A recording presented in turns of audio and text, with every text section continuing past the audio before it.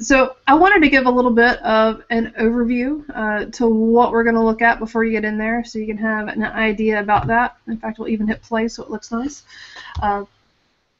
Nik was initially created by a German company, and they used to sell this suite of tools for about $500. It was kind of an all-in-one alternative to having to use Lightroom or Photoshop, just like you see Topaz and On1 and MacFun offer today. So it used to be $500. Back in 2012, Google wanted to get into the mobile photo business, and this company, Nik, also created Snapseed. So Google bought it, and when they bought it, they said, we don't need to sell it for $500. Let's make it $149. So they lowered the price. It became very popular.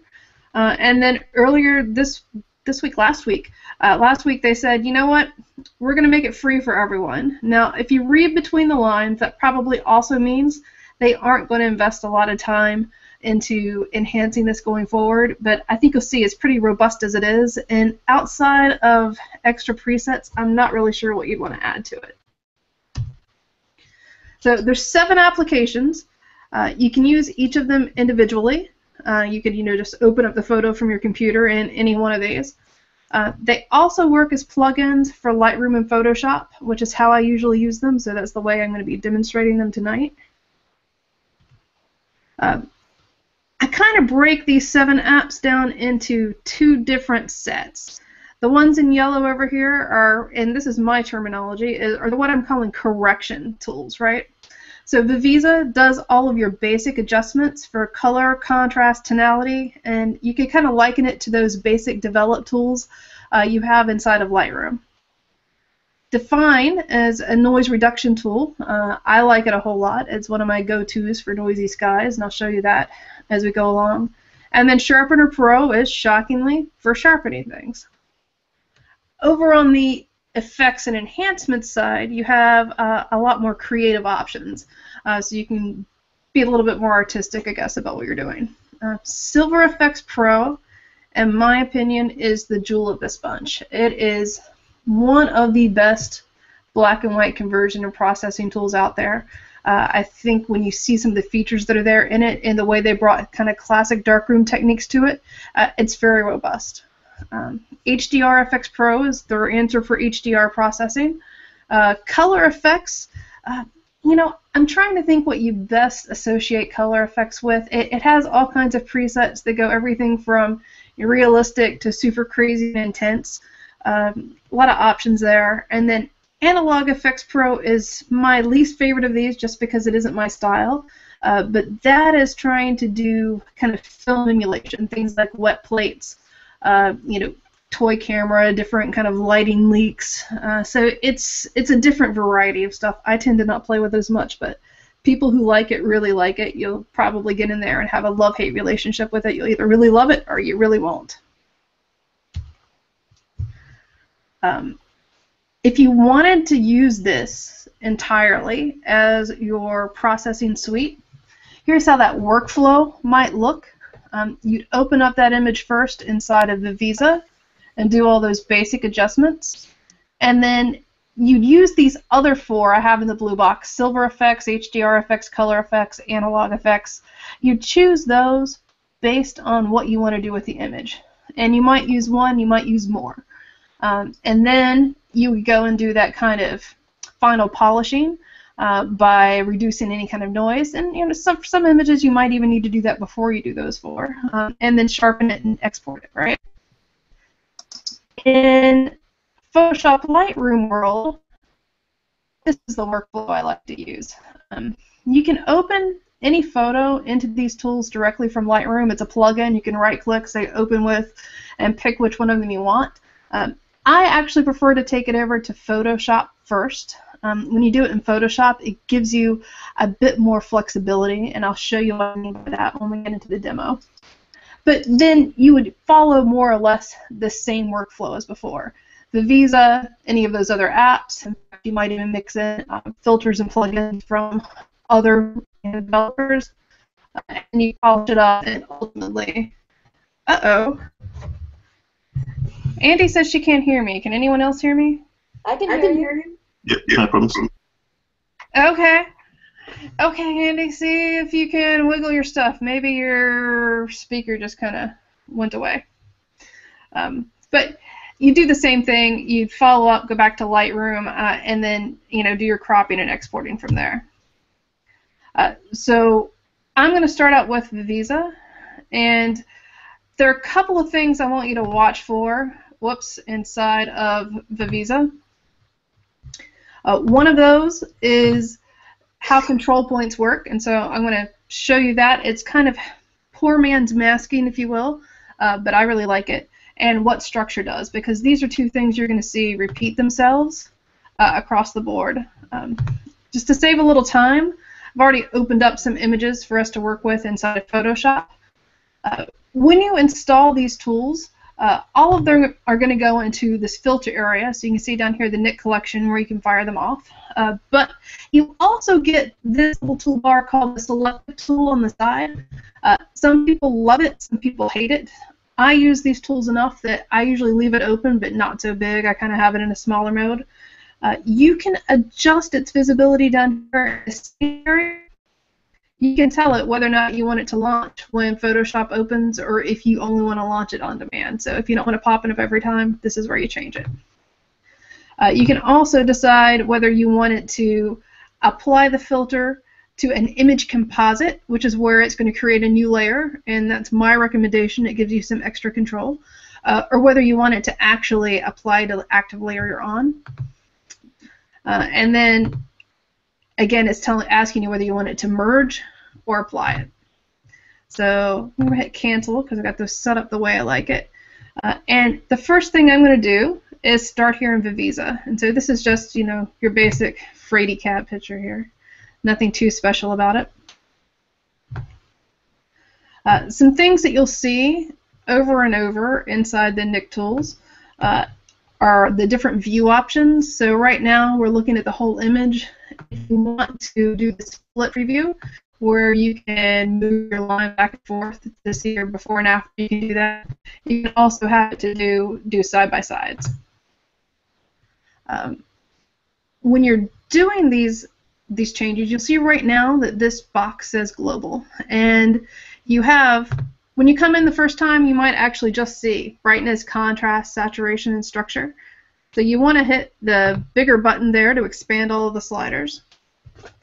And for this one, I'm trying to look at this and see, what I'd really like to do. I think I want to add a little bit of brightness there, and maybe a little more structure. Is you see in some other plugins, you never see it in the Adobe tools. It's a lot like clarity. And if you apply it everywhere in an image, you'll get some artifacting that you don't always want. Structure's not supposed to give it to you, but you can see right along the edge especially how that's happening. So structure is one I almost always apply via control point. And the control points are one of those repeating features that you'll really love as you learn to use these tools. To do one of the control points, you just hit that button, and you'll see, and if you look down in the loop, you can see how it's showing you exactly where you're getting ready to put this little circle. So let's start, and let's just start with the eyes, and we want to brighten those eyes a little bit, right? So I can click down right on the eye, and this top handle shows you how big the circle is. So you can see right now everything I do is going to impact a pretty big range. So if we went and made it really bright, you can see how big an area that's going to impact. So instead, I'm going to take this handle and I am going to make it a little bit smaller, and it automatically feathers out the effect near the edge, so you don't have to worry about the feathering in this. So we've got it there, and now if I want to make that a little bit brighter, you can see it's only affecting the eye. And anytime you want to see how that's being applied, you notice how the loop always has that little line in it, so you can see down in the loop what it looks like on the before and after. The left is the before, the right is the after. A nice thing about the control points is, what we've done to one eye, we want to do the other eye, and so we don't have to do it all over again. We can literally just copy, Command-C, Control-C, depending on whether you're a Mac or a PC, And then Control V, you see it automatically gave us another one of those little dots, and it's placing another control point of the exact same size, and it's already got the same settings as the one we copied it from. So you can very quickly scatter these about everywhere. Now, you might want to change them again, and you don't want to have to go and try and make the same adjustments on both of them. So if you hold Shift and click them both, you can come up here and choose Group, and then what Group does, and in fact we should see down here in our list, here's Group 1 if we wanted to give it a name. I think we can. But here in Group 1 we could say, okay, I want to change that, and here it says selective, so we can also change it over here if you don't want to mess with those little sliders there. And we could say, okay, we made it a little too bright, let's back it up just a little bit. Or instead of changing it with brightness, we just really want to, you know, make it a little bit yellower. So, but then you will have to go and move your little mouse back over to get it back in the loop. Now, I said I wanted to show you structure, and so for structure, that's another place where I'm going to go back to the control points, and we'll take the control points, and I really want to make this fur look fluffy, like you can reach out and touch it, right? So I'm going to adjust the size of my circle, and we're going to just kind of line it up right here at the back of this cat, and we're going to crank up structure. And so you can see as we get up there all the way at the end how the color and everything about it changes just so it pops. So I think we want it up about 80%. Oh, look, that's way too pixelated. So let's go back down. There we go. So we've got that, and I'm going to do the same thing. I'm going to copy and paste everywhere that I want to use that. Now you can be pretty accurate with this, just kind of like moving it along to get to those lines. It's already, if you go off a little bit, because of the way it feathers it, it's not going to be terribly obvious. So you can see this one crosses over, but you can't really see any point going out here where you can tell that circle just ends. It can make a difference in some of the applications what color is directly underneath it, because it's using that to help do the auto masking behind the scenes. So in Silver Efex Pro, you want to pay a lot more attention to exactly where you drop that. So we've got this here, you know, and if we want, I'll put it in this other mode so you can kind of see as we go across all the different changes. But I think we've got our cat just as fluffy as we want our cat, and if we want to click off somewhere else, we can go back to global adjustments. I think I want to make the black just a little darker, so let's see. We can take a shadow adjustment, and let's see if we can get that down just a little bit. Okay, just a little bit of shadow adjustment. You'll see something here called brush. Brush will, instead of applying what you've done to the entire image, it creates a mask in Photoshop. So when we get to color effects, I'll show you how brush works. I think for this, we're okay how we are. So hit OK.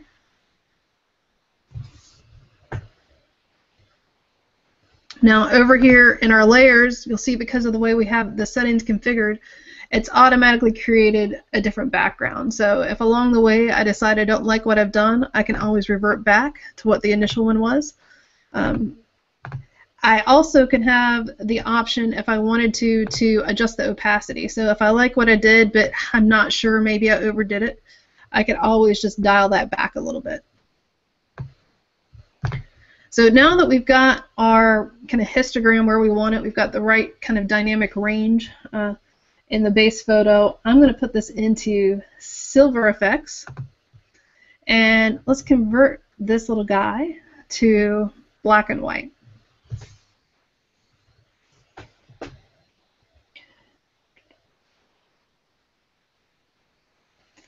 So if you come in and you don't see all these presets, it might be that that's hidden. So this button up here in the corner, in all of the applications that have presets, will bring that panel out. So over on this side, you have your preset library. You also have the ability to import, to like create your own custom presets to import others, and then there's a history channel palette here, so if you ever want to go backwards and revert to something you did earlier, you can go do that. So your presets are divided into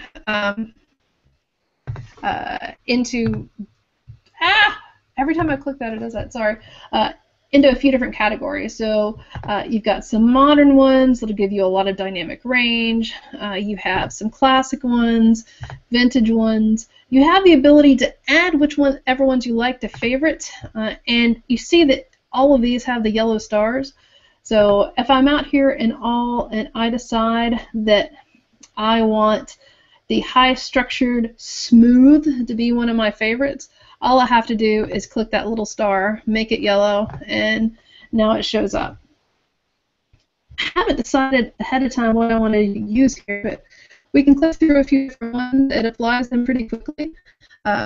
You can look down here in your histogram to see how it affects it. So if we went in and did, they've got some high key ones in here. So you can see how big an adjustment and hit you take on that histogram based on what you choose, which is going to come in handy here in just a second. So let me go back. I think I like that one I just added, so there we go. We're going to use it for our little guy here. Now that I'm done with these presets, I am going to go ahead and hide that so I can see more of the image and work on that. Now, just like with Viviza, the first time you use this, you're probably going to come in and just see brightness, contrast, and structure. And I'm not going to embarrass myself by telling you how long I just used brightness, contrast, and structure without actually realizing you could expand each of them and find highlights, midtones, and shadows of subsets of each one of those. And that comes in really handy when you're looking at that histogram. Sometimes, especially if you're taking photos in the winter, you'll see that you have a flat spot in it and you really only want to hit one part of that. So being able to break it down in kind of thirds and see which chunk you want can be very useful. One of the really special things they've done is they have taken the phase system, which was something that Ansel Adams, I think, popularized. I don't know that he was the first one to come up with it. And they have put that into your loop and histogram area. So if you come in to see it on loop, just hit over to histogram for this. It is completely worth it. As you hover over, so the phase system breaks your image down into the 10 different kind of tonal ranges. And the idea is you want to have some representation across the board. Anything that's in 0 is going to print more or less a solid ink on paper, so you probably don't want too much that's 0. Anything that's 10 might actually be just paper showing through, no ink at all. It's all the way at the other extreme. So it's all right to have a touch of 0 and 10, but you really want to make sure that you're hitting all these points in between. So for this, we can see here's all our 9s are in the fur, and our 8s, they're there too.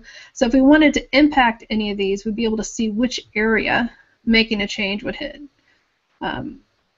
And this one, we've got pretty good coverage, but I think we're a little too black here. I think when I turned up the shadows, I overdid it. So you'll notice I clicked on the 0, and now it kept that area kind of highlighted for me. And I don't know if you noticed, all the shadow ones are in these yellows. The midtone ranges here are in reds, and the highlights are shown in blues. So that is telling you what's corresponding to up here. So I think what I want to do is to bring up the brightness in the shadows just a little bit.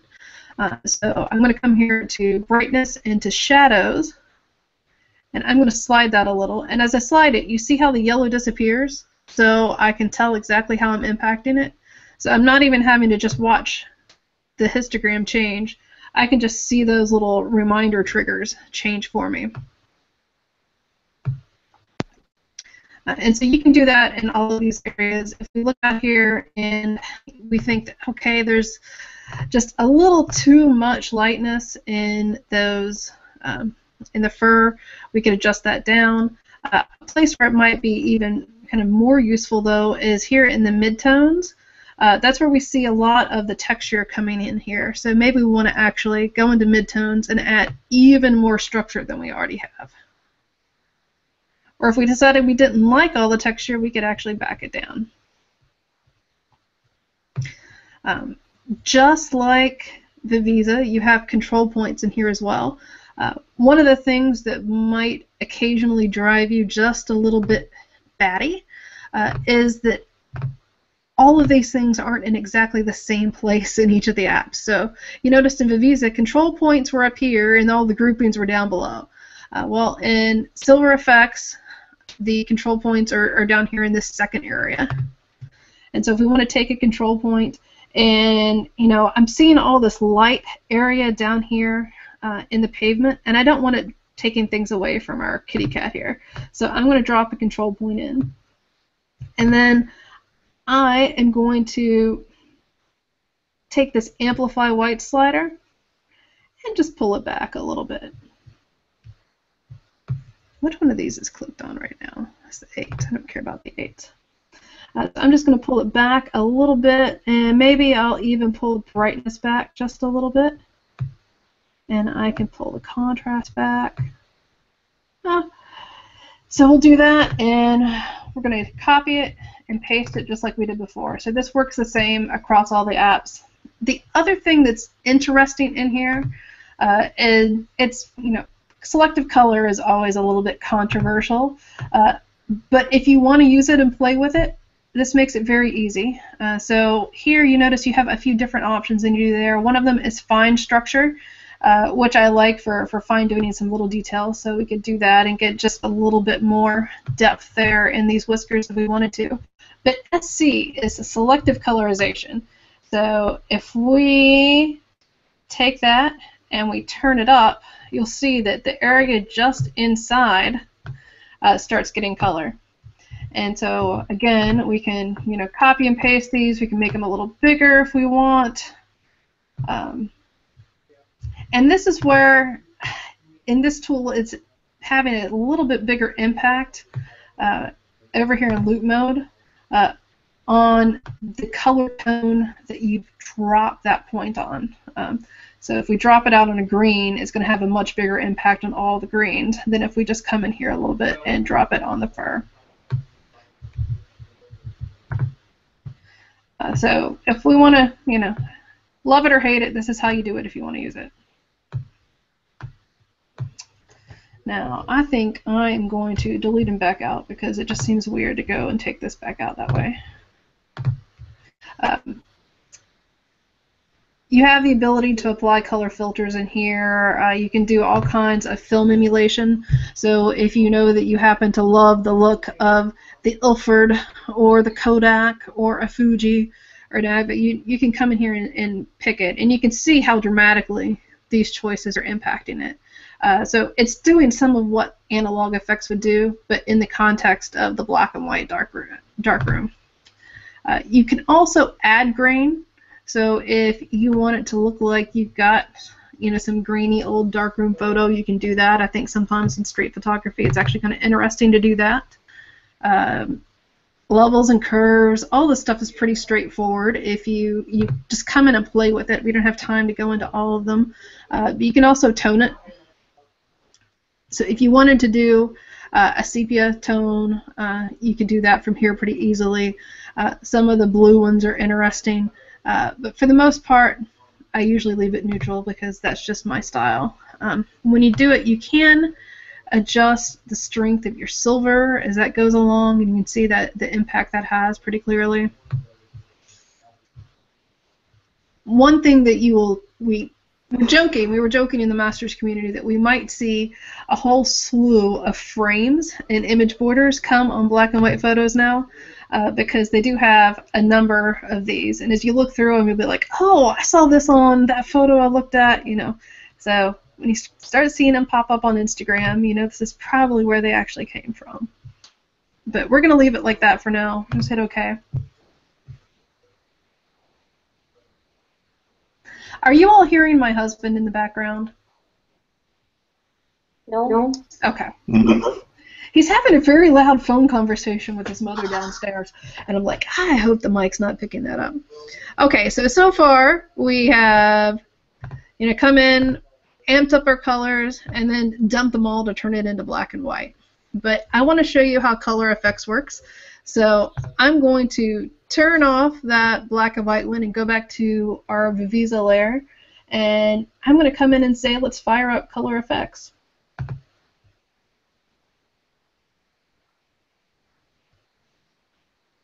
Now you're going to notice right away, color effects and silver effects are the two interfaces that are the most alike. So you've got the same things, you've got your panels for your presets and your history. Here they have something called recipes. So recipes are really what happens, so you can download some of them, but they're what happens when you build your own based on a different combination of presets.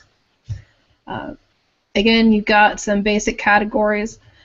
In this one, things work, you've got your favorites here, and so your favorites show up there. I'll show you in a second. If you have a favorite that you apply, you're also going to see this in that little toolbar box that was out in Photoshop. And this is the only app that seems to be doing that. So I thought that was kind of a fascinating thing they had. So since we're dealing with a kitty cat here, we're going to jump to nature. Another one of those things that took me way too long to realize, and I had to thank somebody else in the cohort for showing it to me, is that next to each of these different presets, if you click on that little stack of images, what it's doing is changing this to show you all the different variations of the preset. So if we're out here and we just hit brilliance and warmth, it's going to give us the default one. But we could actually come in here and say, okay, the one I really want is this one that's got a lot of saturation to it, but that isn't doing anything to turn the black into kind of blue. So I'm going to pick the increased saturation one. Now, one preset by itself isn't that interesting. I mean, and we could come over here and we could, you know, adjust it a little bit further, maybe make it just a little bit warmer. And we can do the control points, the same thing we've already done. So if you decide that you like this effect for the cat, but not for the background, we could come in here, add the control point, and you'll notice as soon as we do that, that the effect up here is now only being applied to the area where the control point is. So it's not giving you everything plus, this is just an either-or kind of scenario. But we put this here, and then the only thing we're changing with the control point and color effects is the opacity. So we've got this big, in fact we'll make it a little bit bigger so you can see it in a weird way. And if we turn this opacity down, you see less of it. And I think I need to make it more extreme for you to see through the video. So we're going to, there we go. We've cranked it way up so it's nice and obnoxious. And now we can dial it back down to where it's where we want it. But we don't actually want to use that one, so here we're going to kill that. And oh, look what I did. That was terrible. We're going to come right back in here and reset it, so it's not a big deal. Or we could have gone down here to history and reset it there too. But now let's go ahead and add another one. So as you go through here, you'll find some you like, you'll find some you hate. They've got a little bit of everything.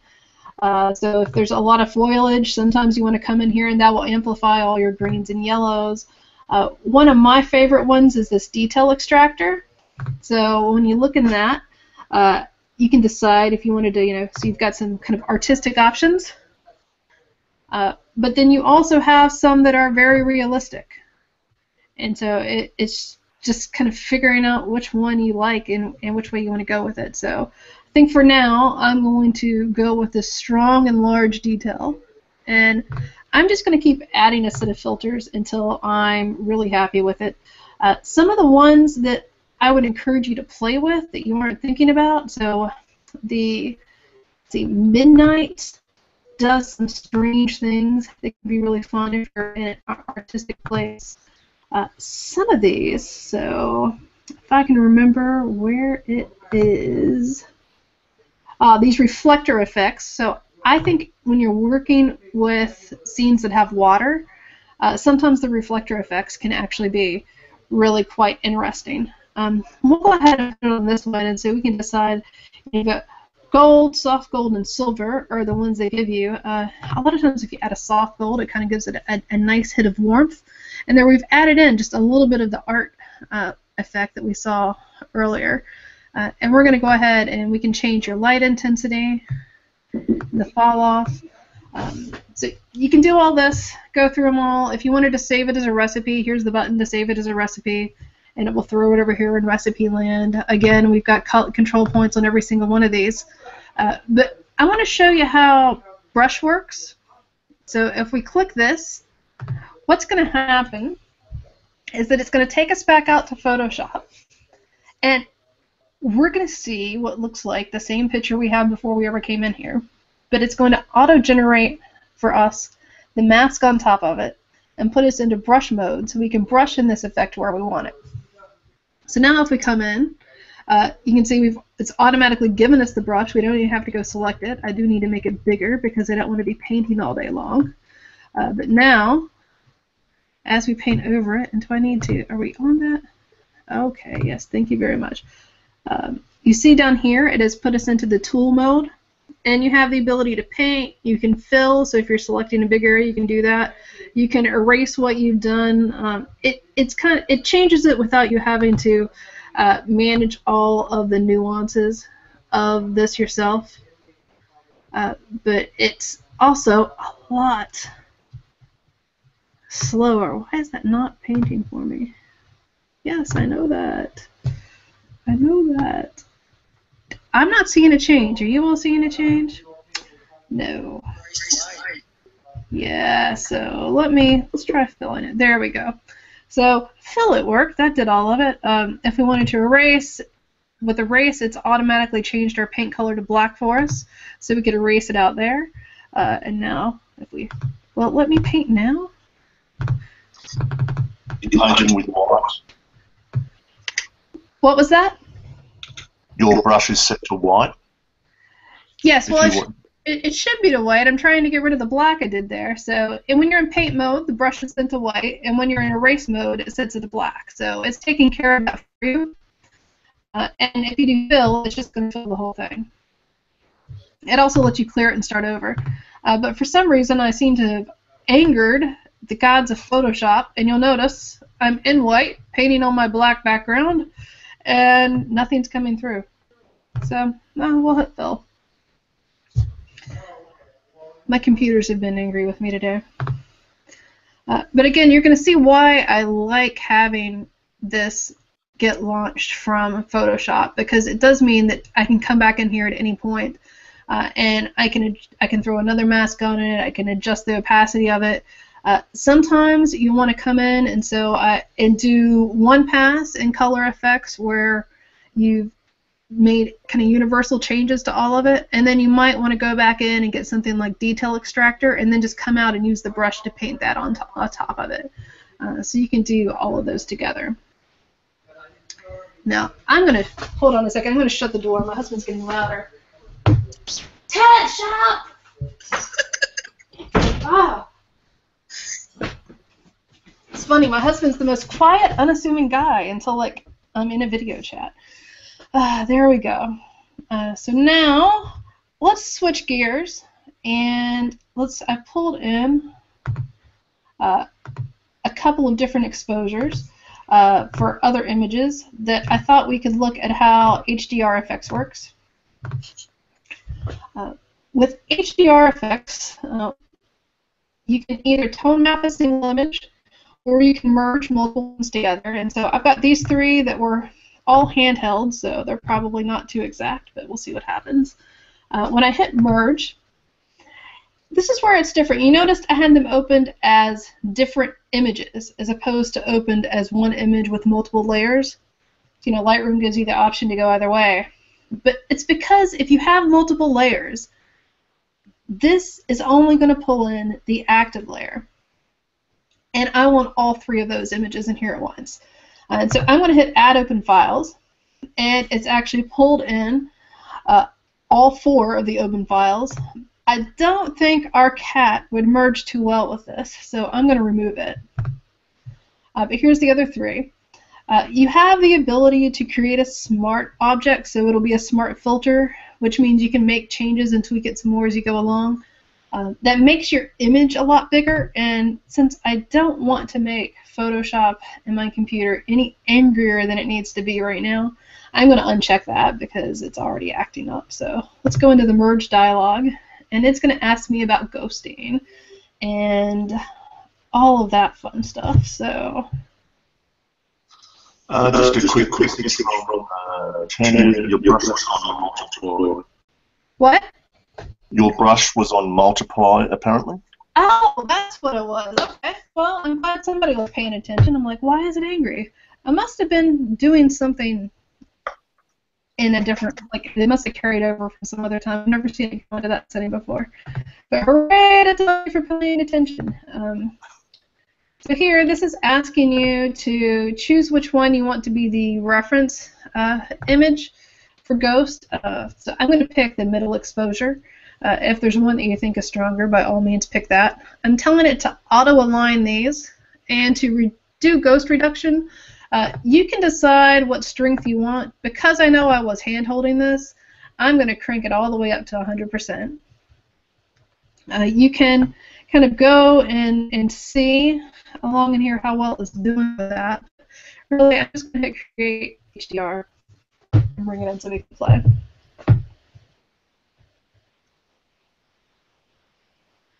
It takes this one a little longer because, of course, it's trying to do all of that deghosting and alignment behind the scenes before it brings it in.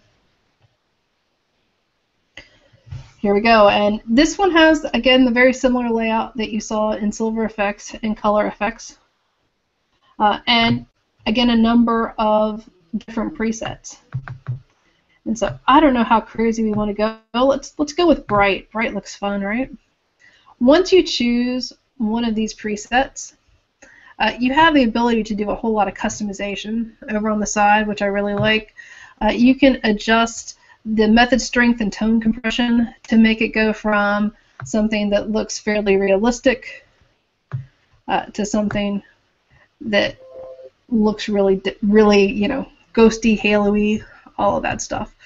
So that's a good tip is when you come in, if your image has some of those halos and ghosts that just don't look right, but you like everything else about the preset, just adjusting these two sliders might make it usable for you.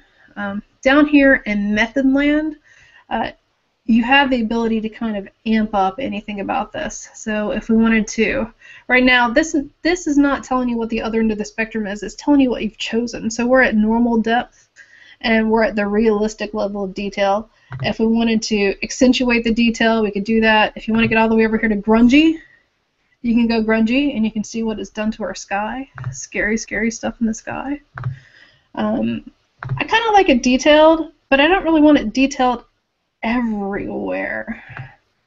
So I think that's a good place to come in with your control point.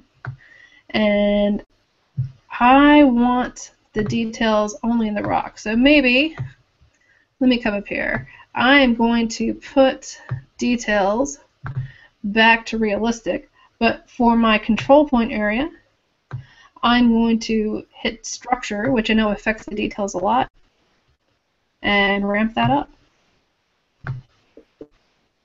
And again, we'll copy and paste that where we want it. I'm not going to worry about being too precise. I'm going to assume I need to re-edit this later.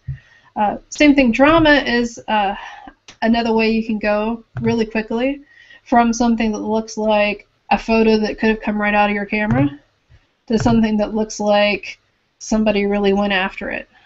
So as you play with these, you'll kind of get a sense for where your personal tolerance level is. I think with HDR, you either like to go for it and have it look beyond realistic, or you want it realistic. People don't usually fall in that middle ground. Again, you've got some of your basic tonality here. I think the highlights in this might actually still be a little too much. So I'm going to go ahead and dial those back just a little, see if I can recover a little bit more sky up there. I might also dial back my whites just a little bit. We get, again, use structure to kind of bring out a little more detail across the image, and it won't do that as much as that detail up above did. Your basic colors, there's your control points. You have the ability, now I'll tell you, a lot of these tools will give you the ability to add your vignettes and everything in here, so if you're using them standalone, that makes sense. Because my workflow always takes me back into Photoshop and Lightroom, I never do any vignettes or frames. I always want to leave myself the ability to have this photo and crop it multiple ways and then add any vignette I want later on. Sometimes the neutral density filter can be kind of an interesting one to add. So if we would just wanted to darken the top of this or lighten the top of this, we have the ability to just affect that one portion of the image. So that can be really nice if you've got if your sky is still a little too washed out. I think I've fixed it the way I wanted to before, but you can also blend them together, so that's where your upper and lower comes together, and then you can actually adjust where that shift occurs. So if your horizon's at the top, you can, use it back here. We'll turn this way back on, and then we'll show you. You'll see as we move this how it kind of moves about in the image a little bit. So you can see now it's way at the top. So we can move it down here and it'll be way at the bottom. But that lets you move this around to go with wherever the horizon in your image is. Levels and curves, that's pretty straightforward. So I am going to say I'm happy with this and hit the OK button. Bring this back out, and I think I've processed this just enough that we can do a nice little demo of Define on top of it. So let's see. No, I've been talking a lot. I've been way too talky and haven't been asking enough questions. Have I missed anything awesome that those of you who've used this before are familiar with? Not the right thing. Okay, so you'll see that what this has done when it comes back out is it has actually left all three of our previous images just as they are, and it's created a brand new image file. You want to pay attention to that because you may have to save this and actually import it back into Lightroom to get it there because it's created the new file. With any of these others, when I save my cat image, it's going to go right back into Lightroom because the reference is still there. But since this has created a new one, no, you're missing the reference. We've got our background image, and looking at this, in fact, I'll zoom in enough so you can see. As is often the case when you're messing with skies and HDR, there's a good bit of noise, a little bit of grain up there that I'm not a big fan of. So I'm going to come over here and I'm going to use Define to clear that out. Now, you can hit the Define button and launch the program, and in fact, we'll do it. I'll show you what that does. I don't like it quite as well. It's giving you your basic, measure it, reduce it, make changes about how you want it to happen. So let's come over here, and you can adjust your contrast noise, your color noise. You can add in control points to impact the area. So in an image like this where it's only sky, you could add control points all across the sky. But instead, what I want to do is just hit the sky button, because you'll see you've got skin, sky, shadows, strong noise, high pixels, fine structure. And what these all are doing is creating a mask that's going to fix something based on what it is. So if you're doing a portrait, skin works really awesome. Here for sky, we're going to fire this up. It's creating a new layer. And what it's doing in this new layer is a little bit of, I believe, probably a Gaussian blur. Maybe we'll look in history and see if it's showing us what it's doing precisely. It's going to do this impact across the whole image based on how the system thinks you should handle noise in sky. But again, it's given us a mask, and I will check and make sure I'm not in multiply mode this time once it pops up. I should have made little images for doing this so that it would have been much faster, and you all would not have watched the progress bars nearly as often on my screen.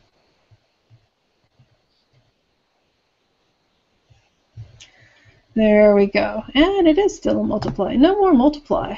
Normal. There we go. Now, oh, look at that. See how quickly that happened? I'm going to adjust my brush size. I'm going to go ahead and make this thing a little bit smaller so I can do it better. But you can see as I go across this how tidally it is making all of the noise in the sky go away. Now, I had one of my apprentices say today, "Oh, I really liked this at first, but then I decided I was losing way too much detail in Define." Well, when you're in brush mode, remember, one of the ways you control that is by setting the flow of your brush.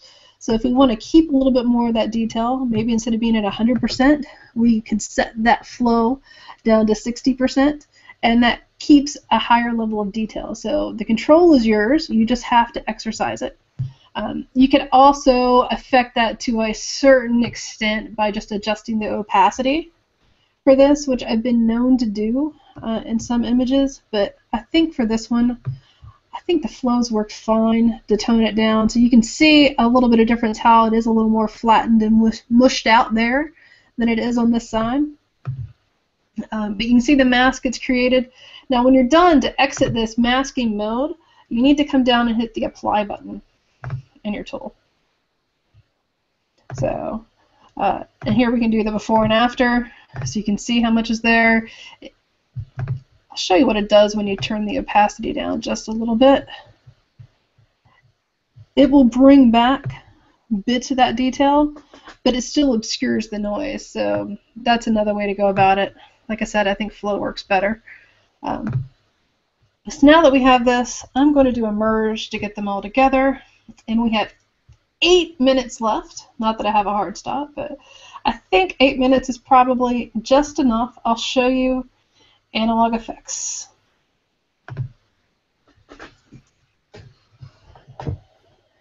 Now, Peg, have you been playing with analog effects? It seems like something that would be crazy enough that you would be all over it.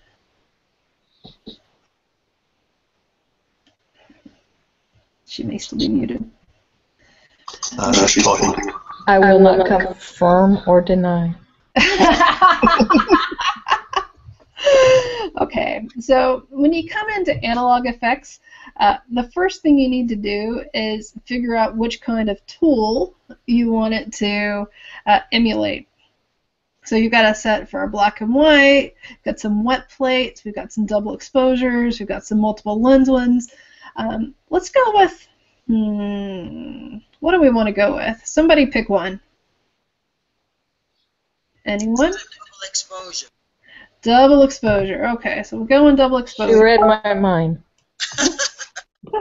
And so let me make this a little bigger so you can see more of these maybe.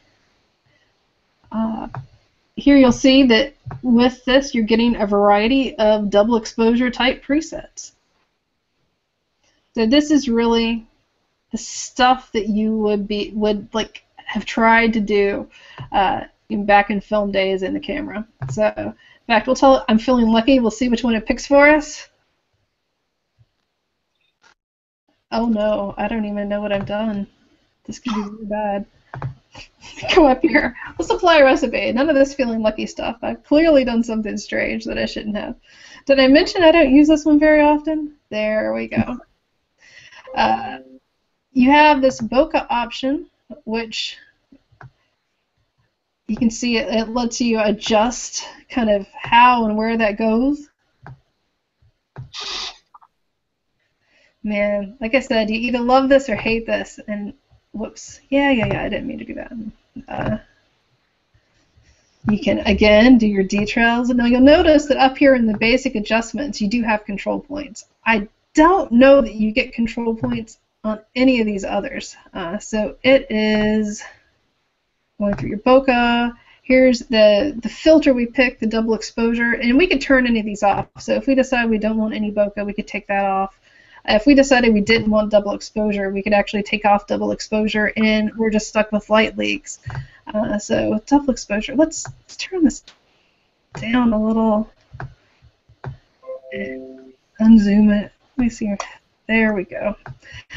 You can see I am working hard to try and normalize this image just a little bit. So now we can actually tell where the two exposures are. We've got the one that's, the first one, and then we've got the kind of zoomy, crazy one on top of it. And you can see it looks like we could actually adjust the tilt of that in the photo itself if we wanted to. I do like light leaks. I play with those a lot when I use textures, and so you can come in here and use those here too in a very similar manner. But everything, it's the stuff above. It's that double exposure one that throws me off. Oh, and it lets you do control points too. Okay, very nice. Vignettes, and again, film type. Let's go try a not double exposure one. Let's see what's on the range of this one. Let's try to go really basic. Let's just try and do just a bokeh. I think 1 and 2 are too subtle, but I bet bokeh 3. That's not too bad. The only thing I'm seeing that I really hate is I don't like where the center point is. So if I move this and we'll drag that so that our tree is still in focus and everything else is all bokeh, that's kind of nice. So some of these could actually work. You notice you don't have much else going on here though. All it's got is the lens vignette. I think, can we add? There's got to be a way to add these other filters in here. I just don't know what it is because I don't use this one. Have any of you used this and figured that out yet? Can I just add to it? Let me see. There we go. If I add a light like there we go. So you can just pick and use them individually. I don't know how to add it to it. Oh, here we go. So we can build it ourselves. So we've got the light leak. Let's pick the light leak here. We'll make it pink. And then let's try adding the bokeh to it now. Oh no, so the light leak's still down here. And we've got our bokeh now, and we're going to add it and put it over here so that that's now in the right spot. And while we're adding, let's go with one more. Let's add a film type to it. And now we can come in and I want a cool film. Or maybe I want a black and white film. There we go. Let's try that. So I think I can see actually using this one. This is probably the most I've ever played in this one. I just kind of wanted to fire it up and show you while we were looking at all the other stuff. But we'll save it out here. I don't think this is one that's ever going to go in my collection, but maybe we'll play with it a little more. Now, if you're like me and you're using this along with Lightroom and Photoshop, I'll tell you, I rarely do the sharpening with this tool because I like the Smart Sharpen in Photoshop better. It's just really a personal preference, but it's there as an option. Let's see, is there anything I've forgotten to tell you? Let me see, what else did I have in my little slideshow? So, control points and structure. Phase system, the different things, yes, we talked about that. We talked about the different variations and how to see those in color effects. We talked about how you load those and the noise reduction buttons. Yes, so I hit all the stuff I wanted to hit. There we go. So any questions, anything you want me to show? I mean, I don't have to like run away. I know some of you probably still have dinner and whatnot to get to, but do you want to go back and look at any of these or do anything different with them, just see how it works? It's all informative. Got a lot of information out of that. Well, it's kind of one of those things that's really wide and not too deep because I think we looked at what 6 of the 7 tools, and we did it in an hour. So